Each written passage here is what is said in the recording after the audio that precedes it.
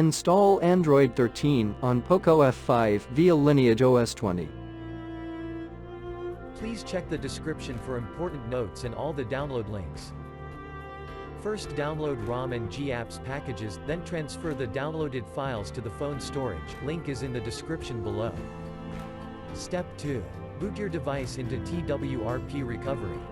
Once in TWRP, click on Wipe, Advanced Wipe, and select the check boxes, as shown in the image, excluding internal storage. Step 4. Swipe the button to wipe the device. Step 5.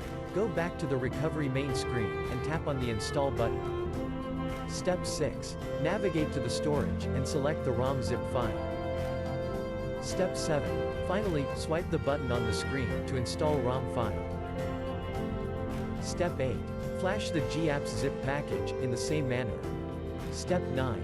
After GApps flashing completes, select Wipe Cache and Dalvik from bottom left side of screen, and swipe to wipe. Step 10. When the flashing process is complete, hit Reboot System. That's it, you have successfully installed the ROM on your device.